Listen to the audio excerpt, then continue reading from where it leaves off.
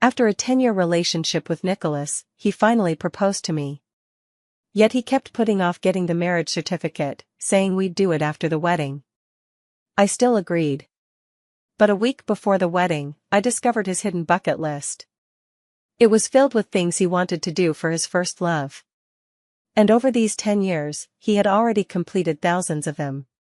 From buying rings to traveling the world together. Later, my childhood sweetheart confessed his love for me. I had him hold a simple impromptu wedding next door, then silently watched as Nicholas immersed himself in the disguise. On the day of the wedding, I walked through the doors next door wearing my wedding dress. I won't marry Nicholas anymore, I'll marry you. I called Gabriel, my childhood friend who had always silently stood by my side. I asked him to prepare a simple wedding next to the venue where my wedding with Nicholas was supposed to take place, at the exact same time. Hanging up the phone, I stared blankly at the wish list Nicholas had created for his first love on his computer. I had never touched his laptop before because he hated it.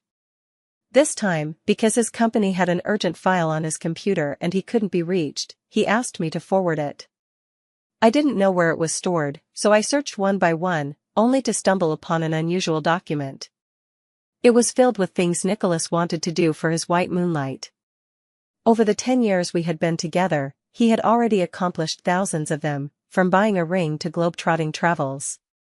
Only then did I realize that all those times he told me he was away on business, he was actually with his white moonlight, fulfilling her every wish. 10 years, year after year of business trips, year after year spent with his white moonlight. And beneath every fulfilled wish, Nicholas had recorded his thoughts. As I placed the ring on Fiona's finger, I could clearly see the smile on her face, as if illuminating my entire world. At that moment, how I wished she could be the bride at my wedding. I smiled bitterly. We had been together for 10 years, and every time I mentioned marriage, he would fly into a rage. He accused me of disregarding his career, but the truth was, he was full of longing for marriage, just not with me. This trip is coming to an end. I'm so happy to have accompanied her in seeing the beauty of the world, but Cecilia keeps calling me. Can't she stop nagging like my mother? The word nagging stung my eyes. I was only calling because I was afraid he wouldn't eat properly while on his business trip, afraid he'd feel lonely, afraid he might miss me. I just wanted to show him I cared. But in the end, the fool has always been me. There was already someone by his side all along. I was just being delusional. After reading the thousands of things he did for his white moonlight, an overwhelming bitterness welled up in my chest. He never took the initiative to do anything for me, Valentine's Day, birthdays, relationship anniversaries, he always said he was too busy. I believed him. I thought he just disliked these formalities, that he wasn't good at expressing emotions. So I made excuses for him. After being turned down a few times, I stopped bringing up celebrations altogether, afraid it would upset him. Only now, in this moment, did I finally wake up. That long, detailed wish list was overflowing with Nicholas' love for his white moonlight. It felt like a slap, hard across my face. These past 10 years have been nothing but a joke to me. Nicholas doesn't love me, and I no longer want him. Gabriel sent me a few wedding dress photos, and after carefully choosing one, he excitedly went to make preparations. Nicholas also never contacted me, saying this period was his last bit of freedom and he wanted to spend it well with his friends, strictly forbidding any disturbance from me. However, he posted a photo on his feed. A charming and coquettish woman was leaning against his chest, smiling. The caption read, "The love of my life is finally by my side." With one more refresh, the photo disappeared without a trace. I knew I had been blocked. We had been together for 10 years, yet he never once posted a photo of me. No matter how much I begged, he wouldn't budge, saying it was childish and unnecessary to share those things when dating. But now it's clear, it wasn't unnecessary. It was just because I wasn't worthy. I don't even want to guess how many posts like this he made over those 10 years. I'm tired. 5 days before the wedding, his friend called me. "Sis, we're having a class reunion today. Nicholas is drunk. Could you come pick him up?" Before I could answer, the call was disconnected. I picked up my bag, catching a glimpse of the tie Nicholas had casually tossed into the corner of the sofa. It was an anniversary gift I had given him not long ago, but he never wore it. Now, dust had settled all over the tie. I stared at it for a moment before abruptly tossing it into the trash bin. Beside the bin, an inconspicuous hair tie caught my eye. It was one I had given Nicholas, hoping he would wear it on his wrist as a declaration of commitment. He dismissed it as childish and refused to wear it. I had believed him. But I remember, in the photo just now, he had a hair tie on his wrist. It just wasn't mine. I picked it up and tied my hair with it. If Nicholas doesn't want it, then I'll take it back. Apart from this, the entire room was filled with traces of him, making me extremely uncomfortable. I immediately packed all his belongings and threw them into the trash bin downstairs. Then I hurried to the bar. As I reached the entrance of the private room, the sounds of teasing inside assaulted my eardrums one after another. Nicholas, Fiona, you two were hailed as the golden couple back in the day. Finally seeing you reunited again today. I pushed open the door without any expression. In an instant, the world fell silent. Everyone stared at me in stunned silence. The man I had loved for 10 years, who was supposed to marry me in 5 days, was now embracing a strikingly beautiful woman, his head drooped onto her shoulder in an extremely intimate manner. Nicholas's brothers didn't expect me to arrive so quickly either, and immediately rushed to grab Nicholas. But Nicholas was genuinely drunk, clinging tightly to Fiona and refusing to let go, burying his face in her neck. No, I want Fiona, Fiona. Fiona, you can't leave me. His buddies quickly explained to me. We were playing a game where whoever's name is called has to drink, and it was Fiona's turn. Yeah, Nicholas's alcohol tolerance is getting worse, he's already drunk from just this much. His brother had to exert an immense effort to finally pry him off Fiona. Throughout the entire time, Fiona wore a faint smile on her face. Hello, my name is Fiona. Please don't misunderstand. We're just middle school classmates. Although we've kept in touch occasionally over the past 10 years, it's all been normal communication. Nicholas's friends chimed in from the side, that's right, sis-in-law, don't overthink it. You and Nicholas are about to get married. If this had happened in the past, I would have rushed forward to confront them. But now, I won't. Watching Nicholas's loyal friends, I just smiled and watched them act out their performance. After all, the person walking down the aisle with me is Gabriel, not Nicholas. Actually, I should thank Nicholas for this, thank him for repeatedly convincing me to hold the wedding first and then officially register our marriage. Seeing that I didn't make a scene, everyone breathed a sigh of relief and began introducing Fiona. Fiona, this is Cecilia, Nicholas's fiancée. She's not my fiancée. Nicholas, who had been dazed until then, suddenly spoke up, his voice tinged with irritation. We're just friends. She's not my fiancée, and I don't want her to be. After saying this, he turned to Fiona with a pitiful expression. Fiona, you know me, right? It's all fake between her and me, it was for. The surroundings instantly fell silent, and the expressions on his brothers' faces changed. One of them hurriedly covered Nicholas's mouth. Nicholas, you're drunk. I forced a smile, my fingernails digging into my palms. Only the pain in my hands could make me forget the ache in my heart. I should have gotten used to it by now, shouldn't I? After all, he never wanted to make my existence public. Whether in his posts, albums, or family spaces, both in private and on social platforms, he never wanted to leave any traces related to me. It was just my wishful thinking, over and over again, numbing myself. I forced myself to maintain my composure and looked at Fiona. Hello, I'm Cecilia, Nicholas's ordinary friend. Everyone's expressions turned slightly awkward. Fiona, however, as if completely unaware, handed me a glass of wine. Cecilia can drink, right? Since you're already here, why not have a couple of glasses? I didn't take it. Fiona frowned. Do you dislike me? Is that why you won't drink with me? The crowd sensed the tension and signaled Nicholas to say something. Nicholas, now slightly sober, rubbed his temples in frustration.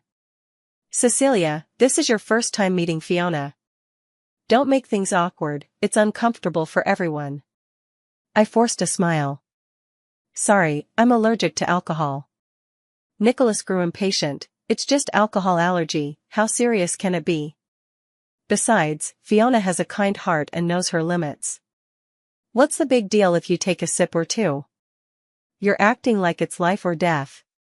But the truth was, alcohol could indeed cost me my life. Nicholas had seen me with an alcohol allergy before. When I was rushed to the hospital, it took the doctors a long time to save me. Back then, he was terrified. He held my hand and promised to take care of me and protect me. And now, just to please his first love, he was forcing me to drink. Just then, Fiona casually reached for some snacks on the table. Nicholas, who had been leaning against a pillow, suddenly jumped up and knocked the snack out of Fiona's hand. You can't eat peanuts, your allergy is severe. Fiona paused for a moment, then laughed, you're mistaken. These are specially provided snacks for the private room, not peanuts. Besides, when I said I was allergic to peanuts before, I was joking. How could you take it seriously? For a moment, the atmosphere in the private room turned eerie. Watching the two of them, I couldn't help but tremble inside. He couldn't remember my alcohol allergy, even after I told him. He still insisted on forcing me to drink. Yet, he could recall Fiona's casual joke. After all, he just doesn't care about me. 10 years. I've said it so many times, I'm allergic to alcohol. Yet he never once remembered. He really doesn't love me. The words slapped me across the face over and over again. I had no choice but to wake up. Fiona smiled at me. Nicholas is always like this. Caring for me seems like a reflex. Don't take it to heart, Cecilia. I clenched my jaw and stayed silent. Fiona didn't seem to mind. A couple of days ago, I sprained my ankle, and Nicholas has been with me, taking care of me, cooking for me and all that, so he hasn't been in touch with you these past few days. Please don't blame Nicholas. She said it lightly, but my heart felt heavy. I forced a smile and walked out with Nicholas. Before I knew it, tears had blurred my vision. These past 10 years, my life had truly been an utter failure. Back at home, Nicholas's phone kept ringing. I opened his phone and saw messages from his buddies. Nicholas, today's battlefield was really thrilling. You should comfort your wife properly and don't let anything go wrong with the wedding, or your plan will be ruined. My heart skipped a beat as I scrolled up through the chat history and saw the messages Nicholas had sent to his friends. Fiona wants to experience running away with me during my wedding, it's her wish, and I must help her fulfill it. Bring a few guys to help arrange things, but keep it quiet. Don't worry about Cecilia, she'll obediently play the bride. Everyone, just help me keep it a secret. This time, I'm determined to give Fiona a surprise. I stared at my phone, tears streaming uncontrollably down my face, my heart feeling as if it were being viciously wrenched, making it hard to breathe. No wonder when he proposed to me, there was nothing, no ring, no promises, no 3 golds, no bride price. Not even a word to either of our parents. So this was an outright lie from the very beginning. I thought our decade-long relationship was finally coming to an end. I had been brimming with joy for the future, only to discover it was all fake. All of it was just a facade Nicholas created to win Fiona's favor. But it doesn't matter anymore, we're about to be over anyway. Nicholas and I only had 5 days left, it was time to say goodbye properly. Not long after arriving home, Nicholas sobered up. Where's my toothbrush? Nicholas searched around but couldn't find it. The toothbrush was dirty, so I threw it away. You haven't been back these past couple of days, so I didn't buy a new one. Nicholas frowned, his voice tinged with irritation. Are you blaming me for not coming back these past 2 days? It suddenly occurred to me how gentle he used to be when facing Fiona. You can pick it up on your way out later. Nicholas snapped impatiently, what's gotten into you now? This was always your task. How am I supposed to know which brand to buy? I forced a bitter smile. Nicholas could take care of Fiona for so many days without complaint, cooking for her, enduring all hardships without a single word of protest. Even buying something as small as a toothbrush required my personal attention. Indeed, the power of a first love is simply beyond what ordinary people can compare to. 2 days later was the day to choose the wedding dress. Early in the morning that day, Nicholas drove the car out, looking absolutely impatient. At first, I was puzzled. After all, he had never shown any enthusiasm for this wedding. But when I arrived at the bridal shop and saw the clothing store opposite, I understood. That was Fiona's newly opened shop. At the same time, it was also one of Fiona's dreams. The irony was that it had actually come true with my help. Back then, Nicholas supported his white moonlight traveling around the world and exhausted his funds, so he used my savings, claiming it was an investment. Yet, not a single penny was returned. He said it was all lost. He even acted particularly remorseful and guilty about it. At the time, I believed him wholeheartedly and even comforted him for a long while. Looking back now, I was such a fool. I casually picked a wedding dress, figuring I wouldn't need it anyway. As I was about to head to the fitting room, I saw Nicholas eagerly rushing toward the opposite store. When I came out, I watched him and Fiona walking away cheerfully, holding freshly bought milk tea in their hands. I stepped forward and stopped Nicholas. Nicholas frowned and asked, "Why did you come out?" "I'll be back soon." I glanced at his missing groom's suit and said softly, "I have a headache and want to go home." He was momentarily speechless. Not wanting to say more, I turned and left. As I walked away, Nicholas's voice still lingered in my ears. "Fiona, don't take it to heart. There's nothing intimate between us." I never touched her. Strangely enough, this headache came without any warning. I went to the hospital, and the doctor told me to avoid overthinking. I understood immediately. Maybe in 3 more days, when I marry Gabriel, this illness will be cured. Nicholas returned with a bag of medicine in his hand. "These are for your headache." I remained silent. Did he not understand that medicine shouldn't be taken recklessly? Seeing my lack of response, his expression darkened. "I didn't expect to run into Fiona today. Don't overthink it, there's nothing substantial between us. Get some rest. We're getting married soon, so don't mess this up." After saying that, he walked into the room with a cold expression. I sneered. Was he afraid I'd ruin the carefully planned gift he had prepared for Fiona? The next morning, he was gone without a trace, and there was no word from him for 3 days. Then, on the morning of the wedding, he suddenly called to confront me. "Cecilia, your parents just video called me asking if I'm marrying you. Did you tell them about the wedding? I told you long ago that I only want a simple wedding without inviting relatives and friends. Can't you understand? You deal with your parents on this, and remember, keep your mouth shut. Or you'll face the consequences. Fiona isn't feeling well and is at the hospital. Take a taxi to the wedding venue yourself. I don't have time to pick you up." I hung up immediately. No explanations, no time for them. Because Gabriel's wedding procession had already arrived at my doorstep.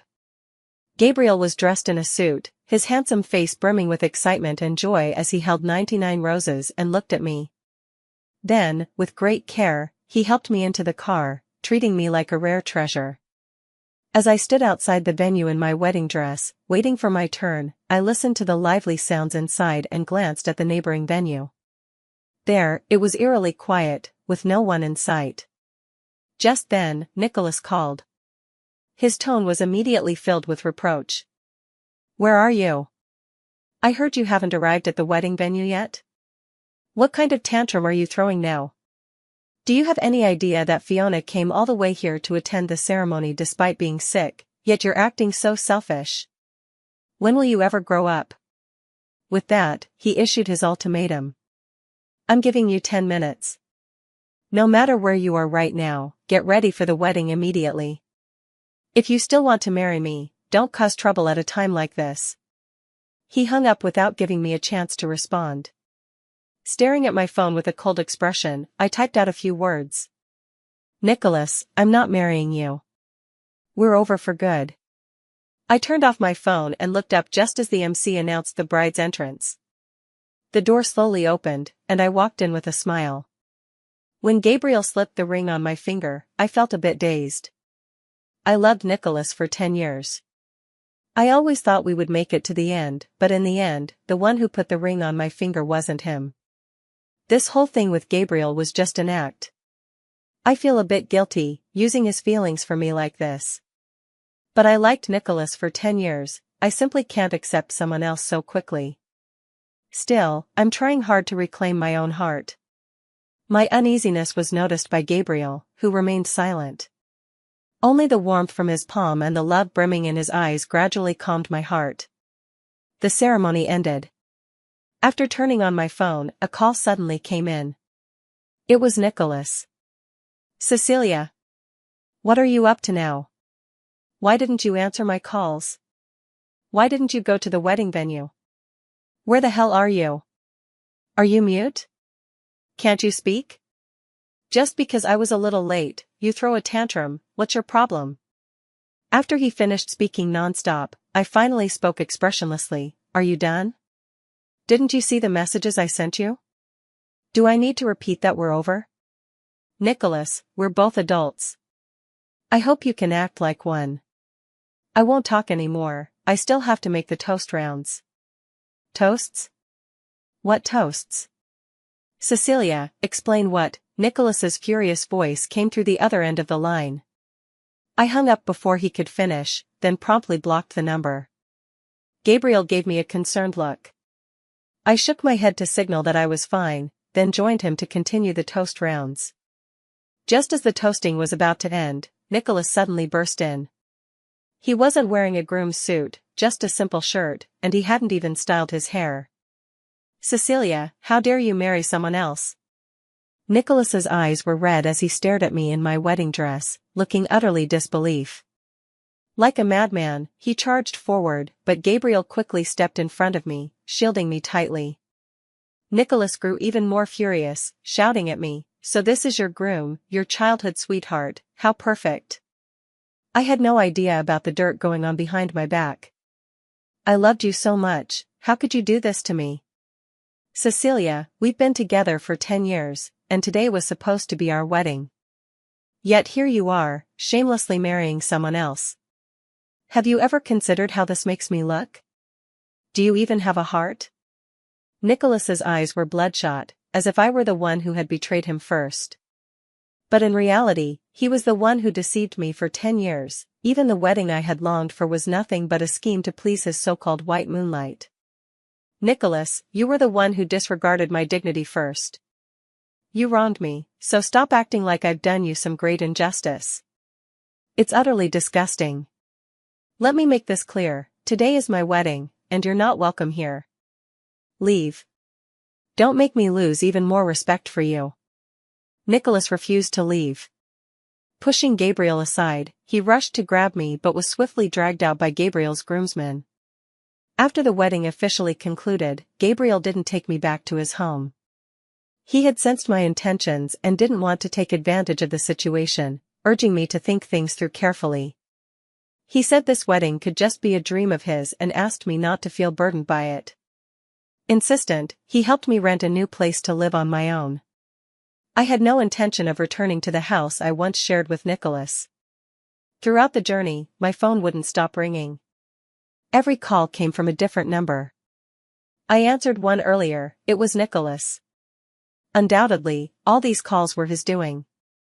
I blocked those phone numbers one by one, then slowly scrolled through the chat records before finally clearing and deleting them all. In the photo album, I carefully looked at each picture I had taken of Nicholas, including the candid photos I grabbed of us together, before deleting them all. Bit by bit, I removed all traces of my love with Nicholas from my phone, and in the process, I was also reclaiming my heart piece by piece. I want to completely erase him from my life. After the cleanup, my phone storage was suddenly half empty. He was still persistently calling from different numbers. I smiled bitterly. In the past 10 years, the number of calls he actively made to me probably didn't even match the number he made today alone. Suddenly, an unfamiliar text message popped up. I initially thought it might be Nicholas trying a different approach, but upon opening it, I saw it was from Fiona. Cecilia, I'm truly sorry. I only found out today about your wedding. Don't blame Nicholas, he's just used to trying to please me. I've tried talking to him too, but he always thinks my health is more important than anything. When you two reconcile, please advise him not to focus solely on me and neglect you. I don't care how she got my number. I just calmly replied, we won't get back together.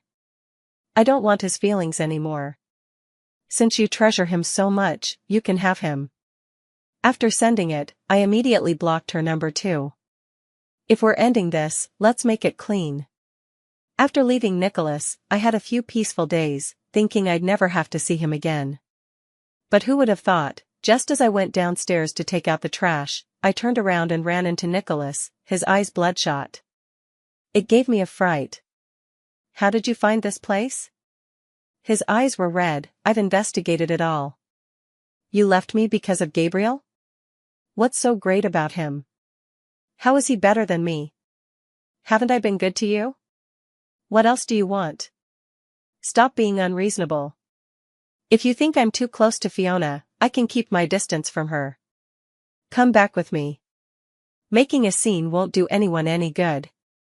His words made me sick to my stomach. How had I never noticed how shameless he was before? Where's your shame? A trace of impatience flashed across Nicholas's face. What gives you the right to say that about me? Go ahead and tell me, where have I ever wronged you, and what makes Gabriel so much better? Truly, a sudden infatuation can't compete with childhood friends. I sneered. At the very least, he wouldn't hide a wish list filled to the brim for his white moonlight in his computer. At the very least, he wouldn't buy a ring for his white moonlight but hesitate to buy one for me. At least he wouldn't humiliate me in public, intending to elope with his first love on our wedding day, making me a laughingstock. Word by word, each syllable conveys my pain. He listens, his impatience fading, replaced instead by a growing unease in his eyes. How did you find out? Didn't I tell you not to touch my things? Why didn't you listen? Do you really enjoy snooping into other people's privacy? Don't flatter yourself. Your friend's work files were on your computer, he couldn't reach you and needed them urgently, so he asked me to send them to him. Thanks to your meticulous documentation, or else I couldn't even imagine how humiliated I would be when your plan reached the wedding day. I turned to leave, but he grabbed me. Just then, Nicholas's phone rang. It was his brother calling. Nicholas, Fiona's been in a car accident. Come to the hospital now. Nicholas cut off his brother mid-sentence, snapping impatiently, if she's in an accident, call a doctor. If she's broke, call her family. What good am I? I'm neither a doctor nor her family. I'm busy right now, don't call me unless it's important. He hung up, looking at me with guilt. Cecilia, it's not what you think. I really only see Fiona as a friend. We grew up together, so I've just been looking out for her a bit more. The chat logs you saw were just me joking around with friends. I truly want to marry you. This wedding was supposed to be my way of cutting ties with her completely. He tried every possible explanation, hoping I'd believe him. But to me, it all just sounded like excuses. Nicholas, it's really over between us. Nicholas shook his head, blocking my path. No, we're not over. His eyes were red, his spirit utterly haggard, his whole body slumped, looking fragile. In the past, my heart would have ached unbearably, and I would have forgiven him instantly. But now, I just stood there, silently watching. Listen to me, Cecilia. I did like her before, but on that day at the wedding, when I couldn't find you, I panicked. Suddenly, I couldn't imagine what life would be like without you. It was in that moment I realized, it's you I love. I sneered. His repeated lies had made it impossible for me to discern which of his words were true and which were false. Nicholas, if you truly loved me, you wouldn't have let me down time and time again, let alone toy with something as serious as a wedding. Nicholas, there's no future for us anymore. Please don't disturb my life again. He shook his head, gripping my hand tightly. I know this was all my fault, that I was wrong. Could you give me one more chance to make it up to you? This time, I'll replace every wish on the wish list with yours. Would that work? Hearing him say this, I felt an inexplicable surge of disgust. Unable to muster the energy to engage with him, I simply stepped into the elevator. From then on, Nicholas's flowers would arrive at my doorstep without fail every day. I never kept a single bouquet, always tossing them into the trash bin downstairs. That day, I had just thrown the flowers away when I turned around and bumped into Nicholas holding a gift box. He looked at the trash bin behind me, his smile turning somewhat strained. Cecilia, you mentioned before that you liked the heart of the moon. I managed to get one for you. It would look stunning on you. I looked at him with mixed emotions. I didn't understand what he was trying to do. There was a time when I loved this necklace. It symbolized loving only one person for life. But not only was it expensive, it also required connections to obtain. I used to beg him for it, but he always said it was just a formality, coming up with all kinds of excuses and never willing to get it for me. Now that we've separated, he suddenly knows to buy it for me. In the end, I didn't accept that necklace. Because before Nicholas could even hand it to me, he received a phone call and left in a hurry. I knew who it was from. Fiona. When he answered the call, I saw the contact name. I thought Nicholas would give up. But the next day, he appeared again downstairs at my place.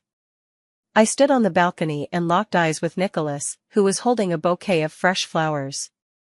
Nicholas was overjoyed, waiting for me to come down. I simply pretended not to see him. But just seconds later, Nicholas appeared at my door with a beaming smile. Cecilia, open up. My door was being pounded relentlessly. Already, people in the neighborhood group chat were asking who Cecilia was. Fuming, I flung the door open without a trace of amiability. What are you doing? Don't you realize you're disturbing the neighbors? You're ignoring me. His voice actually carried a hint of grievance. Clearly, it was me who was wronged. What right does he have to feel aggrieved? I laughed in exasperation. Nicholas, do you even know what you're doing right now? Stop pretending like you love me so much. It's really fake. He faltered slightly, looking somewhat flustered. No, I was worried you'd be in danger alone. Staying with you puts my mind at ease. Dangerous? I smirked coldly. Nicholas, have you forgotten what you once said? You told me, in this day and age, where is all this danger coming from? Stop exaggerating. His face flushed. I'm sorry, I was wrong before. You don't need to apologize. It's unnecessary. Why don't you go accompany your white moonlight instead? I snapped coldly. In that short time, the property staff I had called earlier had arrived. After hearing me, they promptly escorted Nicholas out. But it wasn't over yet. Every day, he outsmarted the property staff to sneak in and keep watch over me. Even when I went out with friends, he would follow behind. Quietly, without realizing it, I had grown accustomed to his presence again.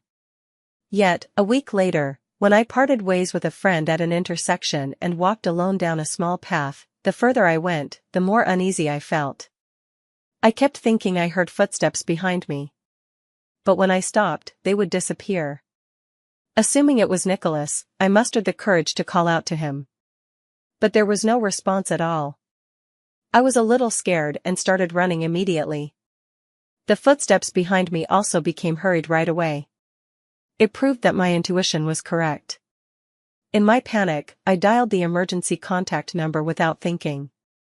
Due to my previous oversight, the emergency contact was still Nicholas. I hadn't changed it. Yet he never answered. The footsteps behind me were getting closer, and my heart pounded wildly with fear.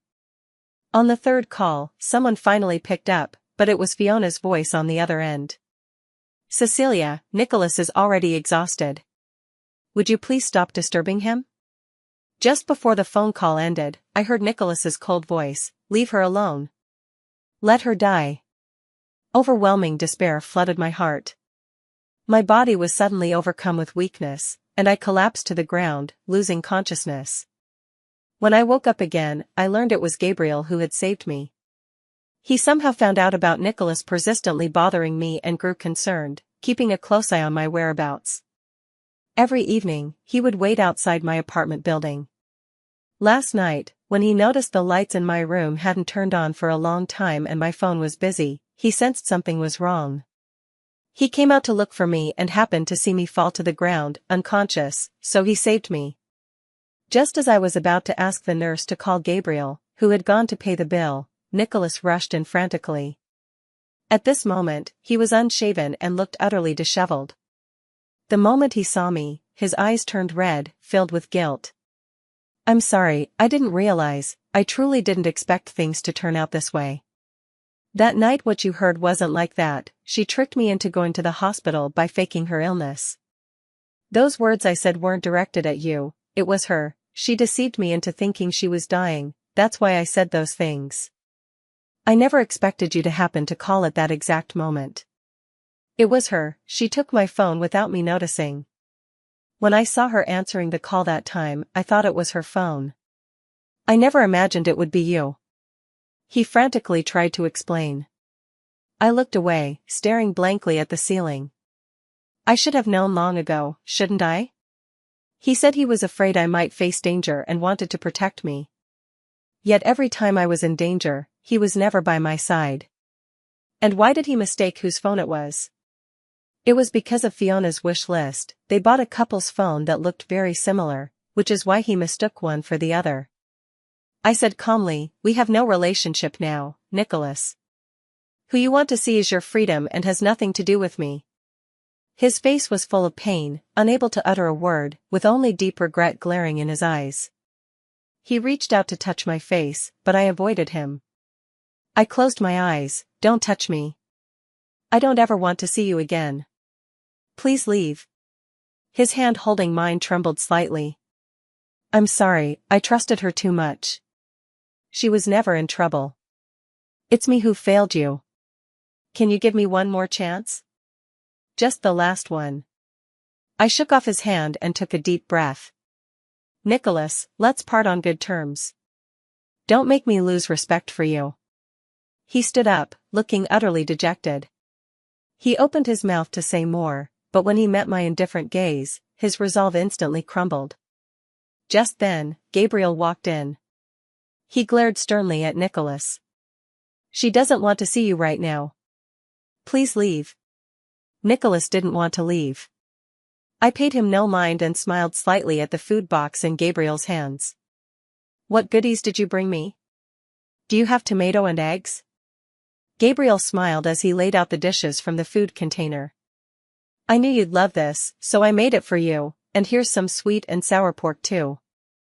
Gabriel turned and looked at Nicholas, who hadn't moved yet, his voice ice cold. "You've been together for 10 years, do you even know her preferences? I really admire your audacity sometimes. Where do you get that kind of nerve from?" Nicholas's expression changed repeatedly, but in the end, he walked away dejectedly.